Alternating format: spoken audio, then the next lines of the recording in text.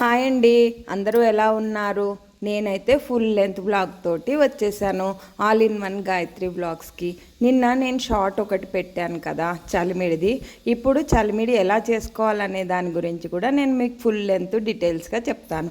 ఇక్కడ మార్నింగ్ అయితే ఇడ్లీ వేసేసుకుంది మా అమ్మాయి తినడానికి. బ్రేక్ఫాస్ట్ స్కిప్ చేయొద్దు కదా. మేమైతే స్మూతీ కానీ జ్యూస్ కానీ ఏదైనా ఫ్రూట్ జ్యూస్ కానీ ఒక వెజిటేబుల్ జ్యూస్ కానీ తాగుతాం. చలిమిడికి 1 కిలో బియ్యం అయితే 3 గంటలు నానబెట్టుకోవాలి. నానబెట్టుకున్న తర్వాత బియ్యాన్ని ఆరబెట్టడం కానీ ఎండలో పెట్టడం కానీ పెట్టుకోవద్దు. ఇక్కడ కీరా చూపిస్తున్నాను కదా, మధ్యలో కీరా ఏది కనిపిస్తే దాని గురించి చెప్తాను. కీరా 1 వీక్లో ట్వైస్ అయినా తీసుకుంటే వాటర్ కంటెంట్ తక్కువైంది, లేకపోతే బాడీలో హీట్ కానీ పెరిగితే మనం ఇలా కీరా తీసుకోవడం వల్ల చాలా బాడీలో హీట్ అనేది తగ్గి చాలా హెల్త్ బెనిఫిట్స్ కూడా ఉన్నాయి. ఇక్కడ బియ్యం పట్టించుకొని వచ్చాము. తర్వాత పట్టించుకున్న షాపుది కూడా మీకు క్లిప్ అనేది ఇప్పుడు చూపిస్తున్నా చూడండి. బియ్యం తడి మీదనే పట్టించుకోవాలి. చలిమిడి బాగా రావాలి అని అంటే మనం దగ్గరే ఉండి పట్టించుకోవాలి. ఇప్పుడు చలిమిడికి మినప్పప్పు వేస్తే కొంచెం బాగుంటుంది. కిలో బియ్యం నానబెట్టుకున్నా కదా, 1 గ్లాస్ మినప్పప్పు వేయించుకున్నా. ఇక్కడ కొంచెం మినప్పప్పు కూడా వేయించుకొని చిన్న సెగ మీద వేయించుకోవాలి. బియ్యం పిండి పట్టించుకొచ్చాం కదా అని అపోహతోటి మటుకు ఉండి అలాగే చలిమిడి చేయొద్దు. ఇదొక టిప్ అనుకోండి. జల్లించినాక దాంట్లో కొంచెం రవగా వస్తుంది. ఇక్కడ రేషన్ బియ్యం అయితే చాలా బాగుంటాయి. రేషన్ బియ్యంలో జిగురు ఎక్కువ ఉంటుంది కదా, చలిమిడి బాగా వస్తుంది. ఇక్కడ మనకు కావాల్సిన ఇంగ్రీడియంట్స్ బెల్లము, డ్రై ఫ్రూట్స్ కూడా వేసుకోవచ్చు, కాజు కానీ. ఇక్కడ నేను కొబ్బరి ఒక్కటే వేసుకున్నాను. బియ్యం జల్లించిన తర్వాత అలా ఒత్తి పెట్టి కొంచెం కొబ్బరి ఎక్కువ వేసుకుంటే కూడా, కొబ్బరి తినేవాళ్ళు వేసుకోండి, తినని వాళ్ళు కొంచెం తక్కువ వేసుకోండి. గ్లాస్ చూపించా కదా, ఆ క్వాంటిటీ గ్లాస్ తోటి కిలో రైస్దే నేను చెప్తున్నాను. మినప్పప్పు అయితే గోధుమ కలర్లో అంటే గోల్డ్ కలర్లో రావాలి. వచ్చిన తర్వాత స్టవ్ బంద్ చేసి చల్లారినాకనే మనం ఇది మిక్సీ పట్టాలి. మెత్తగా మిక్సీ పట్టుకొని అది కూడా జల్లించుకుంటే బాగుంటుంది. నేను ఇక్కడ ఒక విషయం చెప్తాను. మినప్పప్పు గుండ్లది కాకుండా ఇట్లా బద్దలు ఉన్న మినప్పప్పు అంటే చాయ్ మినప్పప్పు అంటారు. చాయ్ మినప్పప్పు వేయించుకుంటే బాగుంటుంది, ఈజీగా అయిపోతుంది. మిక్సీ పట్టేటప్పుడు మనం ఇది ఇంట్లో మిక్సీ పట్టుకోవాలి కదా, మిక్సీ పట్టేటప్పుడు ఈజీగా మెత్తగా అయిపోతుంది. పిండి మనకు కూడా ఇచ్చినప్పుడు వాళ్ళ దగ్గర ఇచ్చేసి మటుకు వచ్చేయకండి. తడి బియ్యం పట్టే మిషన్ వేరే ఉంటుంది. అట్లా ఇప్పుడైతే మనము చలిమిళ్ళు కొనుక్కుంటున్నాం కదా, అలా కాకుండా మనం ఇలా చేసుకుంటే బాగుంటుంది. బెల్లము, కొబ్బరి, మినప్పప్పు, ఇలాచీ పొడి కూడా మెత్తగా అయిన తర్వాతనే వేస్తే టేస్టీగా ఉంటుంది, చాలా బాగుంటుంది. కాజు వేసుకోవాలనుకునే వాళ్ళు కాజుని వేయించి కొబ్బరిని కూడా వేయించుకోవాలి, విడివిడిగా వేయించుకోవాలి. ఇక్కడ నేను కొబ్బరి క్వాంటిటీ ఎక్కువ తీసుకున్నాను. కొబ్బరి కూడా టేస్ట్ బాగుంటుంది, తింటే కూడా హెల్త్కి మంచిది. ఇక్కడ మినప్పప్పు పట్టింది చూపిస్తున్నాను. మినప్పప్పు మెత్తగా పట్టుకోవాలి. ఈరోజు మా ఇంట్లో లంచ్ ఏంటి? క్యాప్సికమ్ కూర.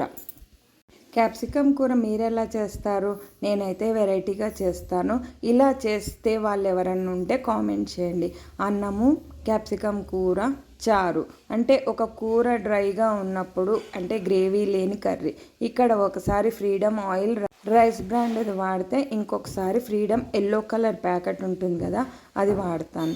ఇక్కడ ఆయిల్ అయితే కూరకి ఎక్కువ పడుతుంది. నేను ఇక్కడ మినప్పప్పు వేయించుకున్నానని చెప్పా కదా, ఎక్కువ క్వాంటిటీయే వేయించుకున్నాను. అంటే ఈ కూరకి నేను యూస్ చేసుకోవడానికి. ఇక్కడ క్యాప్సికమ్ కాయలుగానే కడిగి తరుక్కున్నాక లోపల చూసుకోండి. గింజలు వద్దనుకున్న వాళ్ళు గింజలు తీసేసుకోండి. నూనె ఎక్కువ వేసుకున్నాక క్యాప్సికమ్ కూడా వేసేసుకొని మూత అయితే పెట్టేయాలి. మగ్గుతుంది. చిన్న సగం మీదనే చూపించాను ఇందాక, పెద్ద స్టవ్ మీద పెట్టద్దు అని. ఇక్కడ చారు పొడి రెడీ చేసుకున్నాను. టమాటాలు మిక్సీ పట్టాను. ఇక్కడ టమాటాలు మిక్సీ పట్టి వడగట్టేసిన తర్వాత కొత్తిమీర, కరివేపాకు. నేను చారు పొడి ప్రిపేర్ చేసింది ఇంట్లోనే, అది కూడా నేను ఒకసారి మీకు చూపిస్తాను చారు పొడి ఎలా చేసుకోవాలి. ఉప్పు, పసుపు, రాళ్ళు ఉప్పు వేసుకుంటాను. పసుపు వేసుకున్నాక కొంచెం బెల్లం ఇష్టం ఉన్న వాళ్ళు వేసుకోండి. ఇక్కడ నేను చింతపండు వాడట్లేదు. పులుపు ఎక్కువ కావాలనుకునే వాళ్ళు బెల్లం స్కిప్ చేయండి, చింతపండును వేసుకోండి. తిరగమూత ఫస్ట్ వేసేసుకుంటాను. నెయ్యి వేసుకొని తిరగమూత పెట్టుకుంటే చారు అయితే చాలా బాగుంటుంది. మీరు కూడా ఇలా తిరగమూత పెట్టుకోండి. ఇక్కడైతే నేను ఈరోజు నెయ్యి నిండుకుంది, అందుకనే ఆయిల్ వేసుకున్నాను.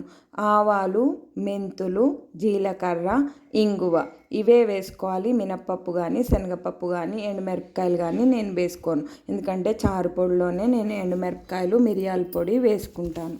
ఫస్ట్ నేను బాండీ పెట్టినప్పుడు నూనె ఎక్కువ పడిపోయింది. నేనైతే అందులోంచి నూనె తీసేసి కొంచెంగా ఉంచుకున్నాను. నెయ్యి ఎక్కువ ఉంటే ఆ ఫ్లేవర్ బాగుంటుంది, పిల్లలు కూడా ఇష్టంగా తింటారు.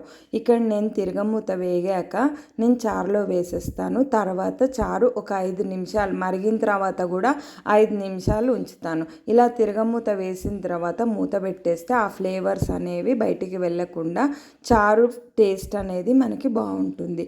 ఇప్పుడు నేను చారు మరగబెడతాను. మీకు ఇష్టమైతే బెల్లం వేసుకోండి. షుగర్ ఉన్న వాళ్ళు కూడా అప్పుడప్పుడు ఇలా బెల్లం వేసుకున్నా కూడా మంచిదే. ఇక్కడ మినప్పప్పు పిండి ఇది కూరలో వేసుకోవడానికి. ఇక్కడ నేను కూరలో పసుపు, ఉప్పు వేసేసుకుంటాను, కారం కూడా వేసేసుకుంటాను. ఉప్పు వేసేసాను కదా, అందుకనే నేను మళ్ళీ మీకు చూపిస్తున్నాను. ఇక్కడైతే మెత్తనుప్పే చూపించాను. ఇక్కడ నాకు చారు కూడా మరిగిపోయింది. ఇక్కడ నేను ఉప్పు పసుపు వేసి కూర అయితే కలుపుకుంటున్నాను.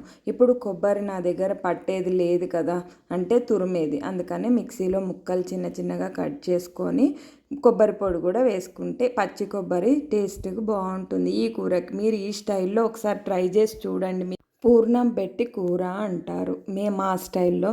మరి మీరేమన్నా ఇలా ట్రై చేస్తారేమో చెప్పండి.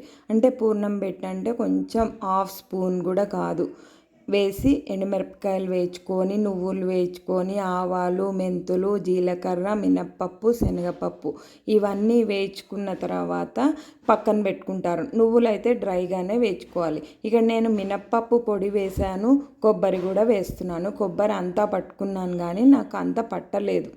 చారు, కూర, అన్నం రెడీ అయిపోయింది. మరి మేమైతే లంచ్ చేసేస్తున్నాం. ఇంకా మనం చలిమిడి ప్రాసెస్లోకి అయితే వెళ్ళిపోదాం. చలిమిడి మనకి కిలో బియ్యానికి 1/2 కేజీ బెల్లం పడుతుంది. అంటే 450 గ్రామ్స్ మనకు వస్తుంది కదా ఒక్క ప్యాకెట్, అది మొత్తం కూడా పడుతుంది. కిలో అని నేను మెన్షన్ చేసి చెప్తున్నానంటే సీనియర్స్కి అయితే తెలుస్తుంది, అంటే మన పెద్దవాళ్ళు వాళ్ళకైతే తెలుస్తుంది ఎంత బియ్యానికి ఎంత వేసుకోవాలి అని. మనకు తెలియదు కదా, అందుకని తెలియని వాళ్ళ కోసం కిలో కిలో కిలో అని చెప్తున్నాను. బెల్లం కొట్టిన తర్వాత తురుముకోవచ్చు. ఇప్పుడు మనకి ఆర్గానిక్ బెల్లాలు, తురిమిన బెల్లాలు కూడా దొరుకుతున్నాయి కదా, అది కూడా వాడుకోవచ్చు. అంటే ఆ స్వీట్ కొంచెం తక్కువగా ఉంది. ఇక్కడ ఇలాచీ చూపిస్తున్నాను, ఇలాచీ పొడి నిండుకుంది. నేనైతే ఎప్పుడూ కూడా కొట్టి పెట్టుకుంటాను ఇలా. అది అయిపోయిన తర్వాత ఇలా అయితే ఇలాచీ పొడి కొట్టి పెట్టుకుంటాను. ఎవరైనా టీ తాగే వాళ్ళు కూడా ఇలాచీ పొడి కొంచెం వేసుకుంటారు. అల్లం, ఇలాచీ అలా కూడా నేను ఇప్పుడు పెట్టుకుంటాను. చక్కెర పొంగల్లో వేసుకోవచ్చు, దేనికైనా ఈజీగా అయిపోతుంది. ఇక్కడ కొబ్బరి తరిగి పెట్టుకున్నా కదా, ఇవి వేయించుకోవాలి. అంటే ఎర్ర కలర్ వచ్చేటట్టు స్లిమ్లో పెట్టి వేయించుకోవాలి. ఇక్కడ ఇది వేగిన తర్వాత కాజు వేసుకునే వాళ్ళు ఇవి కొబ్బరి పక్కకు తీసి పెట్టుకొని కాజు కూడా వేసుకోవచ్చు. అంటే అప్పుడు డ్రై ఫ్రూట్ చలిమిడి అంటారు. బెల్లం అయితే కొంచెం పాకం వచ్చే వరకు ఉంచుకోవాలి. బెల్లం పాకం వచ్చిన తర్వాత ఇలాచీ పొడి వేసేసుకోవచ్చు.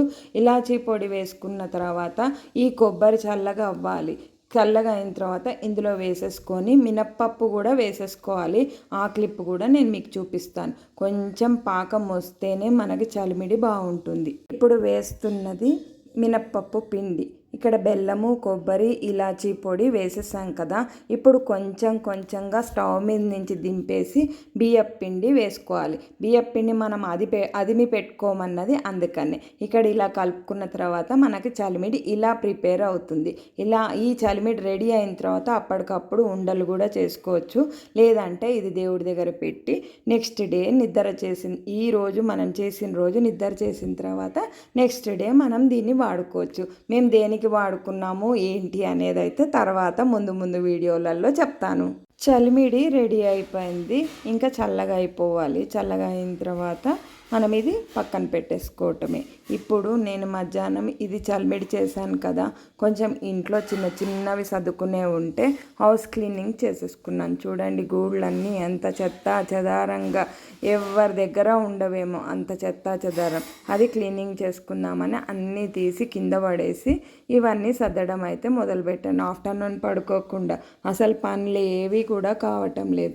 సర్దాక చూడండి, సర్దక ముందు కూడా చూపిస్తున్నాను. ఇప్పుడు పెళ్ళిళ్ళు ఇవన్నిటికీ కూడా అటెండ్ అయ్యాం కదా, వాళ్ళు పెట్టిన రిటర్న్ గిఫ్ట్స్, మేము పెట్టినవి, మళ్ళీ ఇంకా జాకెట్ ముక్కల కోసం వెతుక్కుంటున్నాను. నేను కొన్ని బ్లౌజెస్ కుట్టుకోవాల్సినవి ఉన్నాయి, అందుకని ఇప్పుడైతే సర్దడం అయిపోయింది. 5:30 టైం కూడా అయ్యింది. ఇంకా సాయంత్రం బయటకు వెళ్ళాము. సాయంత్రం బయటకు వెళ్ళినప్పుడు రిటర్న్ వచ్చేటప్పుడు చట్నీస్కి వెళ్ళాం.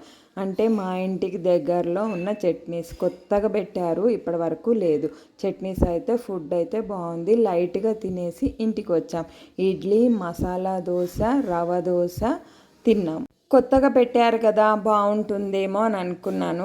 కానీ ఫస్ట్ టైం వెళ్ళాము. ఇంతకుముందు వేరే బ్రాంచెస్లో ట్రై చేశాను. ఎల్బీ నగర్ బ్రాంచ్లో అయితే గీ ఇడ్లీ ఉంటుంది, సూపర్ ఉంటుంది. ఇక్కడ మా ఇంటి దగ్గర పెట్టారు కదా అని ట్రై చేశాను, చాలా బాగుంది.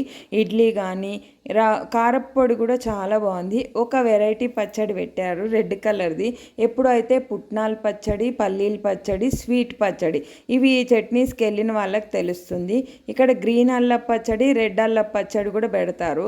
టమాటా తోటి పచ్చడి చేశారు రెడ్ కలర్లో. ఆ పచ్చడి అయితే చాలా బాగుంది. కారప్పొడి కూడా బాగుంది. ఇక్కడ గీ ఇడ్లీ తెప్పించుకోలేదు, కారప్పొడిలో మటుకు వేశారు. మసాలా దోశ కూడా బాగుంది. ఇక్కడ నేను వెజిటేబుల్ దోశ ట్రై చేద్దాం అనుకున్నా కానీ ఉందో లేదో అని చెప్పి డౌట్ తోటి మసాలా దోశ అయితే చెప్పుకున్నాను. బాగుంది దోశ కానీ ఇడ్లీ కానీ. మళ్ళీ కూడా చెప్తున్నాను, మీరు కూడా ఎవరైనా చట్నీస్కి వెళ్ళుంటే కామెంట్ చేయండి. ఇడ్లీ ఎప్పుడు ట్రై చేసినా కూడా వేడిగానే తినాలి, వేడిగా తింటేనే బాగుంటుంది అని మరి నా ఒపీనియన్. మరి మీ ఒపీనియన్ ఏంటో కూడా కామెంట్ చేయండి. ఇక్కడ రవ దోశ కూడా తెప్పించుకుంది మా అమ్మాయి. అంటే రవ దోశ అంటే ప్లెయిన్ రవ దోశ కాదు, మసాలా రవ దోశ తెప్పించుకుంది. ఇక్కడ సాంబార్ కూడా బాగుంది, సాంబార్ కూడా చాలా టేస్టీగా ఉంది. ఇక్కడ మా నైట్ డిన్నర్ అయితే ఇలా సింపుల్గా కంప్లీట్ అయిపోయింది. ఈ అమ్మాయి ఒడిస్సా నుంచి వచ్చింది. అయితే నీ పేరేంటి అని అడిగాను, సిరి అని అన్నది. అయితే అందుకనే హాయ్ చెప్పు ఒకసారి అని అంటే హాయ్ చెప్పింది. ఇక్కడ మా నైట్ అయితే ఇలా సింపుల్గా కంప్లీట్ అయిపోయింది. మరి నేనైతే నెక్స్ట్ బ్లాగ్ తోటి మళ్ళీ మీ ముందుకు వస్తాను. ఇలాంటి బ్లాగ్స్ నచ్చుతున్నాయా, లేకపోతే వేరేవి ఏమన్నా కావాలంటే కూడా కామెంట్ చేయండి. ఇట్లా ఇడ్లీ, దోశ, రవ దోశ తిన్నాకైతే కొంచెం కాఫీ తాగాము. నైట్ అయితే కాఫీ తాగొద్దు, కానీ కొత్తగా పెట్టారు కదా అందుకని ఏదైనా కొత్తగా పెట్టినప్పుడు ట్రై చేయాలనిపిస్తుంది. నాకైతే కప్పులో కంటే సాసర్లో తాగడం మంచిగా అనిపిస్తుంది, అందుకని నేను సాసర్లో తాగాను. మీరు కూడా ఎప్పుడైనా ఇలా ట్రై చేసి ఉంటే నాకు కామెంట్ చేయండి. మరి నేను నెక్స్ట్ బ్లాగ్తో ఫుల్ లెంత్ బ్లాగ్ తోటి మళ్ళీ మీ ముందుకు వస్తాను. బాయ్.